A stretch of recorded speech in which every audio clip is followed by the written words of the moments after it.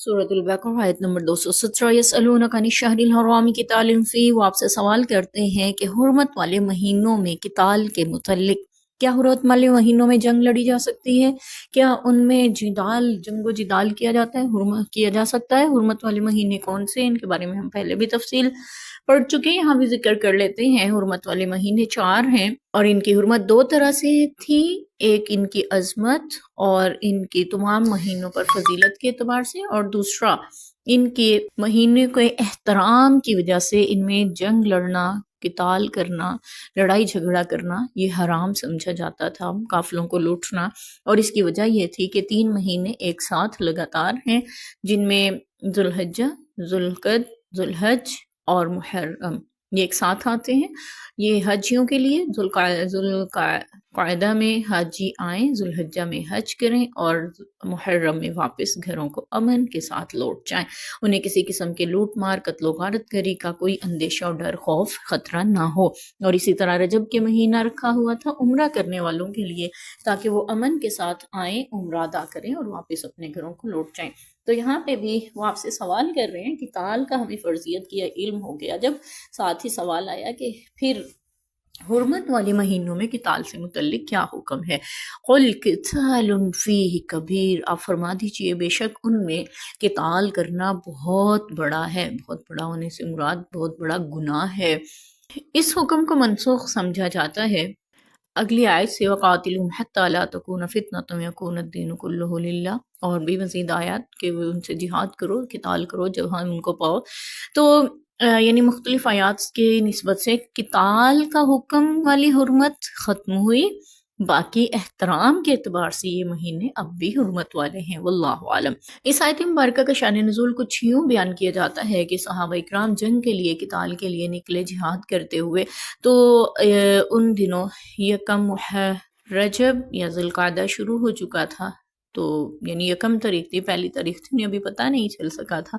तो उन्होंने जब उस जिहाद किया तो इस पे मुशरिकीन ने एतराज़ उठाया, लो जी वैसे तो दीन इब्राहिमी के पासदार बने फिरते हैं और हुर्मत वाले महीनों का एहतराम नहीं है, जंग लड़ रहे हैं। तो अल्लाह ताला ने फरमाया कि बेशक हुर्मत वाले महीनों में लड़ना बहुत बड़ा गुनाह है। वसद्दुन अन सबीलिल्लाह, और अल्लाह की राह से रोकना, व कुफ्रुम बिही, और उसका इनकार करना, वल मस्जिदिल हराम, और मस्जिद हराम से रोकना, व इखराजु अहलिही, और वहाँ के रहने वालों को मिन्हु, वहाँ से निकालना, अकबर इंदल्लाह, अल्लाह के नज़दीक क़िताल से भी बड़े गुनाह हैं। यानी हुर्मत वाले महीनों में लड़ाई करने से भी बड़े गुनाह क्या हैं? अल्लाह की राह से और मस्जिद हराम से रोकना और अल्लाह का इनकार करना और वहाँ के रहने वालों को वहाँ से निकालना, ये अल्लाह के नज़दीक इससे भी बड़े गुनाह हैं जो कि मुशरिकीन मक्का कर चुके। आज वो इतराज़ कर रहे हैं, खुद को दीन इब्राहिमी पे होने का दावा करते हुए मोमिनों पे इतराज़ कर रहे हैं। तो अल्लाह ने जवाब दिया उनको कि तुम एक गलती की बिना पे उन पे इल्ज़ाम लगा रहे हो कि उन्हें हुर्मत वाले महीनों का एहतराम नहीं है, ख्याल नहीं है, जबकि तुम जो कुछ कर चुके हो कि मस्जिद हराम से तुमने रोका, मुसलमानों को अल्लाह के दीन से रोका और कुफर किया, अल्लाह ताला का इनकार किया, अल्लाह के दीन का, अल्लाह के पैगंबर का, और वहाँ के रहने वालों को वहाँ से हिजरत पे मजबूर किया, मक्का से निकाल दिया। अल्लाह के नज़दीक ये गुनाह हुर्मत वाले महीने में क़िताल करने से भी बड़े जुर्म हैं। और वल फित्नतु अकबरु मिनल क़त्ल, और फितना कत्ल से भी बड़ा जुर्म है या कत्ल से भी बड़ा गुनाह है। फितना से क्या मुराद है? फितने का लफ्ज़ कुरान पाक में मुतअद्दिद बार आया है और मुख्तलिफ मानों में इस्तेमाल हुआ है। फितना फतन से निकला है जिसकी मानी है आग में तपाना, सोने को आग में तपाया जाता है और फिर उससे मुख्तलिफ मराहिल से गुजरने के बाद कुंदन यानी खालिस सोना हासिल किया जाता है, जो उसमें खोट मैल कुचैल वो अलग हो जाता है। एक मुराद तो ये लिया जाता है। तो आजमाइश फितना, लेकिन यहाँ पे जो है फितना इससे मुराद है कि बहुत बड़ा है, कत्ल से भी। ये कौन सा फितना है? ये फितना शिर्क का फितना है। इससे कबल हम हारूत मारूत के किस्से में भी पढ़ चुके कि उन्होंने कहा था इन्नमा नहनु फितनतुन फला तकफुर, हम तो फितना हैं, तुम कुफर ना करो, हम आजमाइश के लिए भेजे गए हैं। تو تم کفر نہ کرو۔ لیکن پھر بھی جو فتنے میں پڑ گئے، آزمائش میں پڑ گئے، وہ کفر میں پڑ گئے، تو وہ پھر ہلاک اور برباد ہوتے چلے گئے، آخرت میں ان کا کوئی حصہ نہ رہا۔ تو یہاں پہ بھی فتنے سے مراد اکبر من القتل، قتل سے بھی بڑا فتنہ ہے، وہ ہے شرک۔ شرک اللہ نے جو چاہے گناہ اللہ معاف کر دے، لیکن شرک کے بارے میں اعلان فرما دیا ان اللہ لا یغفر ان یشرک بہ، اللہ اس کے ساتھ کیے جانے کو، شرک کو معاف نہیں کرے گا۔ اللہ فرما رہے ہیں کہ یہ جو قتل ہوا نا حرمت والے مہینے میں، اس سے بھی بڑا جرم ہے، بہت بڑا جرم ہے۔ قتال سے بھی بڑا جرم ہے فتنہ پھیلانا۔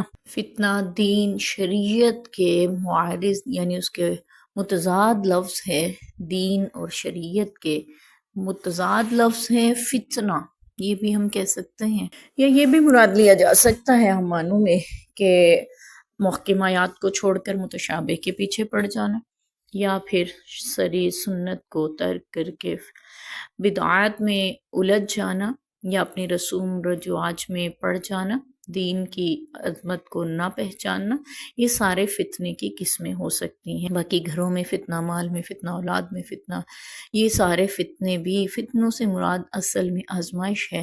لیکن یہاں پہ جس معنوں میں آزمائش کون سی ذکر ہو رہی ہے جو قتل سے بھی بڑی، وہ شرک، بدعات، خرافات یا دین سے بغاوت، لادینیت، یہ سارے فتنے مراد ہو سکتے ہیں۔ اور نبی اکرم صلی اللہ علیہ وسلم کا ارشاد یہ بھی ہے کہ میں نے اپنی امت میں عورت سے بڑا فتنہ کوئی نہیں چھوڑا، عورتیں بھی فتنہ ہیں۔ اور یہاں پہ اگر اس معنی میں دیکھا جائے تو پتہ چل رہا ہے کہ فتنہ قتل سے بھی بڑا ہے۔ اب عورت کا ہونا فتنہ ہے کیا؟ صرف عورت ہونا فتنہ ہے؟ نہیں، بلکہ عورت باعث سے فتنہ بن جاتی ہے جب وہ بے دین ہوتی ہے، لادینیت اختیار کرتی ہے اور دین سے دوری کی راہ پہ چلتی ہے۔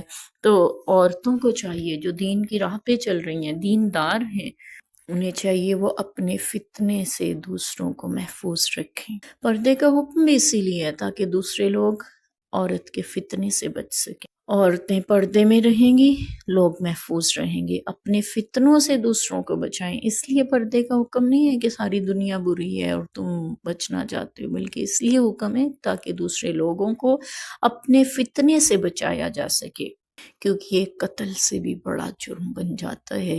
اور ہم نے معاشرے میں ایسی بہت سی مثالیں دیکھی ہیں کہ کسی کا ایمان بھی خراب ہو جاتا ہے، عقیدہ بھی، گھر بھی، عورتوں کے پیچھے۔ اب وہ عورت کوئی بھی ہو سکتی ہے، اپنی محرم بھی، نامحرم بھی، جب وہ فتنے کا روپ دھار لیں، آپ کے لیے مشکلات کا سبب بن جائیں، تو پھر انسان کی دنیا بھی برباد کر کے رکھ دیتی ہیں اور آخرت بھی۔ اللہ تعالیٰ عورتوں کو بھی ہدایت دیں، مردوں کو بھی ہدایت دیں، ہم عورتوں کے فتنوں سے دوسروں کو محفوظ فرمائیں۔ وَلَا يَزَالُونَ يُقَاتِلُونَكُمْ حَتَّى يَرُدُّوكُمْ عَنْ دِينِكُمْ إِنِ اسْتَطَاعُوا، اور یہ ہمیشہ آپ سے لڑتے رہیں گے یہاں تک کہ جب تو آپ تمہیں تمہارے دین سے نہ پھیر دیں۔ ان استطاعوا، اگر یہ استطاعت رکھیں، یعنی اگر ان میں استطاعت ہو، طاقت ہو، ہمت ہو، تو یہ پوری کوشش کریں گے کہ تمہیں تمہارے دین سے پھیر دیں۔ وَمَن يَرْتَدِدْ مِنكُمْ عَنْ دِينِهِ فَيَمُتْ وَهُوَ كَافِرٌ فَأُولَئِكَ حَبِطَتْ أَعْمَالُهُمْ فِي الدُّنْيَا وَالْآخِرَةِ وَأُولَئِكَ أَصْحَابُ النَّارِ هُمْ فِيهَا خَالِدُونَ۔ پس جو کوئی تم میں سے مرتد ہو گیا، دین سے پھر گیا، اپنے دین سے، اور وہ مر گیا، کافر ہی ہوا، تو اس کے اعمال برباد ہو جائیں گے، دنیا میں بھی اور آخرت میں بھی۔ یعنی مومن ہوتے ہوئے یا کلمہ پڑھنے کا جو ایک نیکی اس نے کی، اور اس کے وہ عمل، وہ نیکیاں سارے برباد، رائیگاں اور ضائع ہو جائیں گے مرتد ہونے کی وجہ سے۔ وَأُولَئِكَ أَصْحَابُ النَّارِ، اور یہ دوزخ والے ہیں، ہم فیہا خالدون، اس میں ہمیشہ رہیں گے۔ اس میں بہت بڑی تنبیہ ہے، ہم آج کے دور میں سمجھتے ہیں کہ کوئی بھی ایسا نہیں ہے جو اپنے دین سے پیچھے ہٹے۔ اللہ کرے اللہ ہمیں دین پہ استقامت نصیب فرمائے۔ اور حدیث پاک کا مفہوم ہے کہ جو شخص یہ پسند ہے، یعنی اس میں یہ 4 چیزیں ہوئی کہ دین سے واپس پلٹنے کو آگ میں جانے کی طرح سمجھے، یعنی اپنا دین چھوڑ دوں، کسی اور دین کو اختیار کر لوں تو اس کو یوں لگے جیسے اسے آگ میں ڈالا جا رہا ہے۔ تو یہ خصلت ہے مومن کی، وہ ایسی کیفیات رکھتا ہے، اس کی آپ نے تعریف فرمائی۔ تو یہاں پہ ذکر ہو رہا ہے کہ جو کوئی تم میں سے مرتد ہو جائے، دین سے پھر جائے، اور کفر کی حالت میں ہی مر گیا، یعنی توبہ نہ کی اور اسی حالت میں دنیا سے چلا گیا، اس کے پھر دیندار ہوتے ہوئے جو بھی اعمال کیے تھے نا وہ سارے بھی برباد ہو جائیں گے، دنیا کے بھی آخرت میں بھی ان کا کوئی صلہ نہ ملے گا، یہ دوزخ والے ہمیشہ اس میں رہیں گے۔ ہم یہ سوچتے ہیں آج کے دور میں تو ایسا کوئی فتنہ نہیں ہے، اللہ کا شکر ہے، جبکہ ہم اگر تھوڑا سا غور کریں تو ہمارے ہاں ایک ایسا فتنہ قادیانیت کا اٹھا ہے کہ جو ہمارے نوجوان نسل کو لالچ دیتے ہیں کہ آپ کو وہاں پہ جا کر اتنے رقم ملے گی، پیسے ملیں گے، آپ نے صرف اپنے کاغذات میں یہ لکھنا ہے کہ وہ قادیانی ہیں اور ان کے لیے وہاں پہ دوسرے ممالک میں سیاسی پناہ کا انتظام کر دیا جاتا ہے کہ اپنے ملک میں ان کے لیے مشکل حالات ہیں، آپ ان کو پناہ دیں، اور پھر وہاں ان کے رہائش کا، کھانے پینے کا اور ملازمتوں کا بھی بندوبست کر دیا جاتا ہے، ان کے ویزوں میں بھی ان کے لیے آسانی و سہولتیں مہیا کر دی جاتی ہیں تاکہ وہ اس کو قبول کر لیں اور ان کاغذات پہ دستخط کر کے قادیانی اور خود کے اوپر ہونے والے جھوٹے ظلم و ستم کے پروپیگنڈا کر کے دوسرے ممالک میں جا بسیں۔ اللہ نے فرمایا اگر وہ اسی حالت میں مر گئے تو دنیا آخرت کے اعمال، ان کی جو نیکیاں سارے برباد ہو جائیں گے۔ اور بالفرض ایسا ہو کہ وہ شخص کہے کہ لو، یہ بھی کہا جاتا ہے وہاں جا کے تم اپنے دین پہ ہی رہ لینا، کوئی مسئلہ نہیں، صرف پیپرز میں ہی تو لکھنا ہے، کاغذات پہ ہی تو دستخط کرنے ہیں۔ یاد رکھیے گا اگر قیامت کے دن وہی کاغذ رب نے سامنے کر دیے تو کس منہ سے میرے نبی کا سامنا کریں گے، کس منہ سے اپنے رب کی بارگاہ میں کھڑے ہوں گے؟ اور یہ بھی ہمیں پتہ ہونا چاہیے کہ رزق اللہ نے اتنا ہی دینا ہے جتنا آپ کے مقدر میں ہے۔ ساری دنیا مل کے اپنی طاقت و زور لگا لے، آپ کے لیے رزق کا ایک دانہ، پانی کا ایک قطرہ، سانس ایک تک بڑھا نہیں سکتے۔ جب ہمارا یہ عقیدہ اور ایمان ہے تو پھر اتنی دنیاوی لالچ کے لیے اپنے آپ کو، اپنے عقیدے کو، اپنی دنیا کو، اپنی آخرت کو برباد نہ کریں۔ اللہ تعالیٰ ہدایت دیں، سمجھ بوجھ دیں، اور ہمیں احساس ہو کہ مرنے کے بعد بھی رب کی بارگاہ میں حاضر ہونا ہے، اور جو رزق اللہ نے حلال دیا ہے اس کو، جس ہمارے مقدر میں کیا، اس کو حلال طریقے سے حاصل کرنے کی کوشش کریں، بجائے اس کے کہ اپنا عقیدہ ایمان بیچنا پڑے۔ اللہ تعالیٰ ہمیں ایسی فتنے، ایسی آزمائشوں سے بچائیں، اور اللہ ہمارے حالات پہ رحم کریں۔ اللہ ہمیں ایسے لالچ سے بچائیں جس کے بدلے دین کو بیچنا پڑے۔ یاد رکھیے گا جو رزق مقدر کا ہے مل کے رہے گا، اس کے لیے محنت آپ جہاں بھی کریں گے وہی مل جائے گا، اور اگر حرام کی طرف بڑھیں گے حرام راہ پہ مل جائے گا، حلال کی طرف کوشش کریں گے وہاں مل جائے گا۔ اس لیے ہمیشہ حلال کی راہ، اللہ کی عطا کی راہ کی طرف توجہ رکھیں، اور اپنے آپ کو قناعت پسند بنائیں، لالچ میں نہ پڑیں۔ ایسا لالچ انسان کی دنیا میں برباد کر دیتا ہے، آخرت بھی۔